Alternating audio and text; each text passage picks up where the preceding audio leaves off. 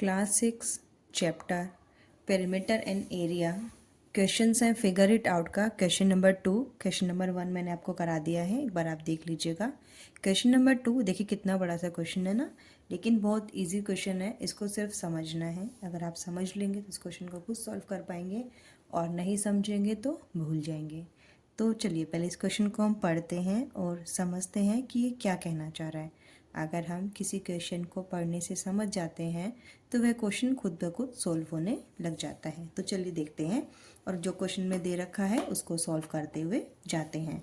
अब देखिए क्या है, a rectangle having side length 5 centimetre and 3 centimetre. एक रेक्टेंगल है, रेक्टेंगल का आपको पता है कि रेक्टेंगल की जो आमने सामने की साइड्स होती हैं वो इक्वल होती हैं। ठीक है, एक रेक्टेंगल है ए बी सी डी। ठीक है, अब इसकी साइड लेंथ मतलब कि जो हमारी 5 सेंटीमीटर एंड सेंटीमीटर जो इसकी लेंथ है वो 5 सेंटीमीटर है, 5 सेंटीमीटर है। ठीक है, और जो ब्रेथ है उसकी कितनी है, 3 सेंटीमीटर है, 3 सेंटीमीटर, 3 सेंटीमीटर। इतना समझ में आ गया? हाँ जी, यहाँ तक आ गया। Made using a piece of wire, इसको कैसे बनाया गया है, एक वायर मतलब एक तार ली है और उससे बनाया गया है। एक तार ली, उसको यहाँ तक स्ट्रेट किया, फिर यहाँ तक मोड़ दिया, फिर यहाँ से लेके यहाँ तक मोड़ दिया, फिर यहाँ तक, यानी कि जो रेक्टेंगल है ये वायर से बना है। ठीक है, ये रेक्टेंगल किस चीज़ से बना है, तार से बना है। जैसे मान लीजिए आपके पास कोई रस्सी है, कोई धागा है, अगर आप उससे इस पेज पे या किसी पे रेक्टेंगल बनाना चाहें, आपने यहाँ से लेकर यहाँ तक खोला, उसको फिर यहाँ से लेके यहाँ से मोड़ दिया, यहाँ से लेके यहाँ तक और यहाँ से लेके यहाँ तक, और इस तरीके से आपने क्या बना दिया, एक रेक्टेंगल बना दिया। तो इतना समझ में आया कि एक रेक्टेंगल है जिसकी जो साइड्स हैं 5 सेंटीमीटर एंड 3 सेंटीमीटर है, और उसको बनाने के लिए हमने किस चीज़ का यूज किया है, वायर का। वायर मतलब तार का यूज़ किया है। ठीक है ना। अब क्या किया, इफ़ द वायर इज स्ट्रेटेंड, मतलब कि हमने क्या किया, हमने वायर से बनाया है, धागे से बनाया है, तो उन्होंने क्या किया, उसको खोल दिया और उसको क्या कर दिया, सीधा कर दिया। ठीक है, रेक्टेंगल को खोल के क्या करा उन्होंने, सीधा कर दिया। ठीक है, अगर वो वायर को सीधा कर दे, ठीक, अब ये वायर हमारी पहले रेक्टेंगल थी, इसको हमने फिर सीधा कर दिया, फिर क्या किया, वायर स्ट्रेटेंड और सीधा कर दिया, एंड देन फिर क्या किया, उसको बेंड कर दिया, बेंड मतलब मोड़ दिया, फॉर्म स्क्वायर। और उस वायर से इन्होंने क्या बना दिया, उस वायर से उन्होंने बना दिया एक स्क्वायर। स्क्वायर मतलब जिसकी चारों साइड क्या होती हैं, इक्वल होती हैं। ठीक है, स्क्वायर बना दिया जिसकी चारों साइड इक्वल होती हैं। तो क्वेश्चन क्या था, दोबारा देखो कि एक रेक्टेंगल है, हमने बना दिया, उसकी एक साइड 5 सेंटीमीटर है, 3 सेंटीमीटर है, वो भी हमने बना के देख लिया।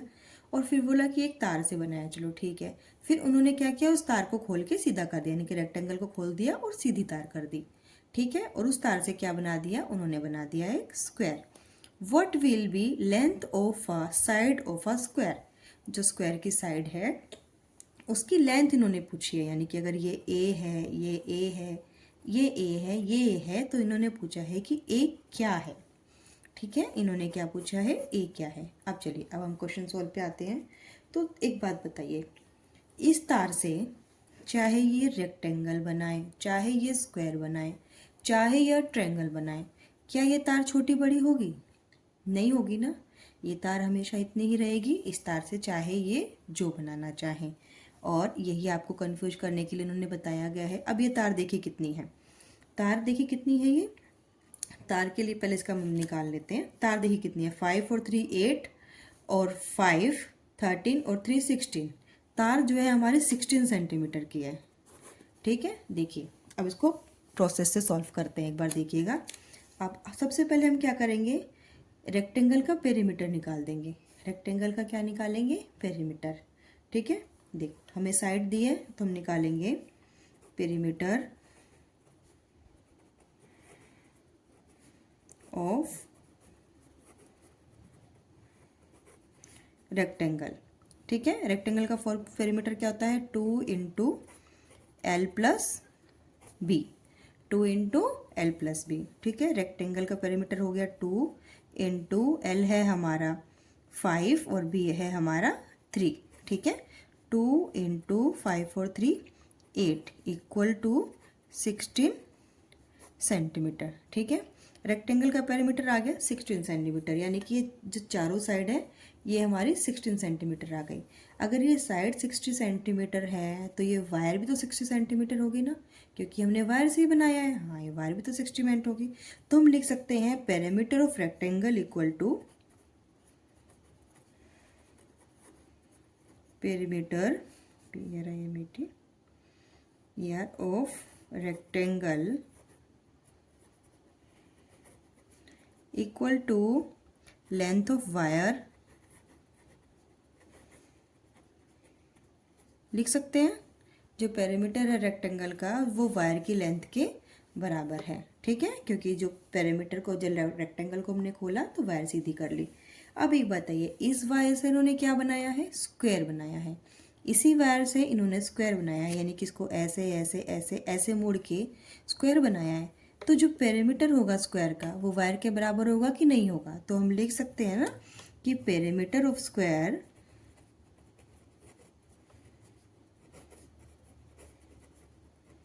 इक्वल टू लेंथ ऑफ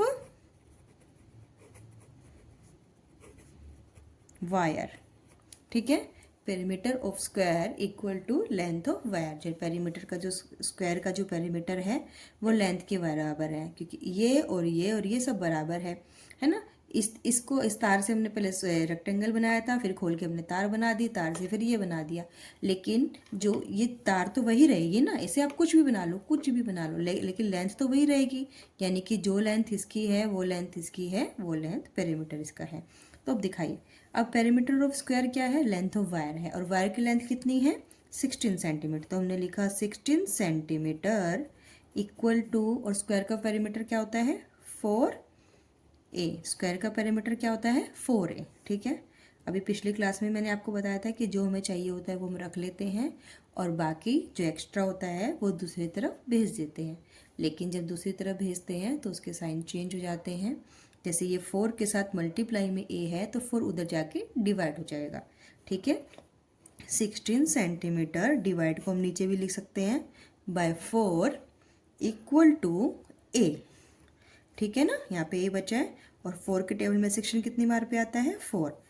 तो हमारा जो a हो गया वो हो गया हमारा 4 सेंटीमीटर, a हो गया हमारा 4 सेंटीमीटर, ठीक है। जो a की वैल्यू है, यानी कि जो साइड ऑफ द स्क्वायर है वो है हमारा 4 सेंटीमीटर। तो इसको हम ऐसे भी लिख सकते हैं कि side of square equal to 4 centimetre. हम लिख सकते हैं side of square equal to 4 centimetre, ठीक है।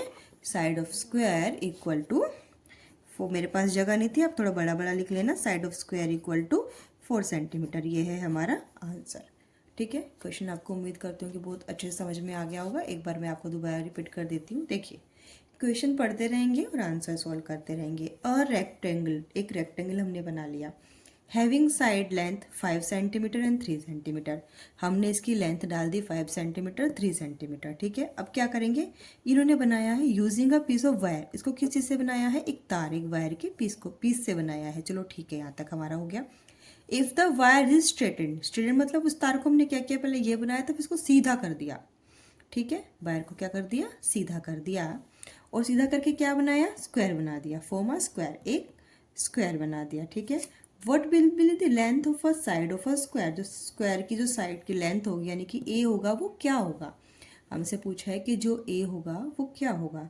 अब इतना तो हमें पता है कि एक तार से ये बनाया है, ठीक है, यानी कि इसका जो पेरीमीटर होगा वही हमारी वायर की लेंथ होगी, जो हमारी वायर की लेंथ होगी वही हमारे स्क्वायर का भी पेरीमीटर होगा, क्योंकि इससे हमने ये बनाया, इससे ये बनाया, लेकिन चीज़ तो एक ही है ना, चीज़ तो वायर ही है, ये वायर ही तो है ना, ये चीज़ तो वायर ही है।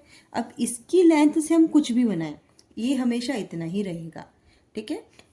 तो हमने क्या किया, पेरीमीटर ऑफ रेक्टेंगल का फॉर्मूला लिखा, उसका फॉर्मूला लिख दिया, और हमने इस तरीके से निकाल लिया perimeter of rectangle 16 centimetre, rectangle का पेरीमीटर 16 सेंटीमीटर। फिर हमें पता है कि जो रेक्टेंगल का पेरीमीटर है वही हमारी लेंथ ऑफ वायर है, वही हमारी लेंथ ऑफ वायर है, और जो लेंथ ऑफ वायर है वो पेरीमीटर ऑफ स्क्वायर है, वही पेरीमीटर ऑफ स्क्वायर है। तो पेरीमीटर ऑफ स्क्वायर 16 सेंटीमीटर, इसके आगे इसका फॉर्मूले में हमने वैल्यू पुट करी, इधर उधर किया, तो हमारा साइड ऑफ स्क्वायर आ गया 4 सेंटीमीटर। तो उम्मीद करती हूँ क्वेश्चन नंबर 2 भी आपको बहुत अच्छे से समझ में आ गया होगा। 1 की वीडियो आप देख लेना, लिंक आपको डिस्क्रिप्शन में मिल जाएगा। तो क्वेश्चन नंबर 3 करते हैं अगली वीडियो में, क्योंकि ज़्यादा करेंगे तो हम कंफ्यूज हो जाएंगे, इसीलिए क्वेश्चन नंबर 3 अगली वीडियो में। तब तक के लिए चैनल को लाइक कीजिए, शेयर कीजिए, सब्सक्राइब कीजिए, कमेंट करिए, अपने फ्रेंड्स में शेयर कर दीजिए। Thank you.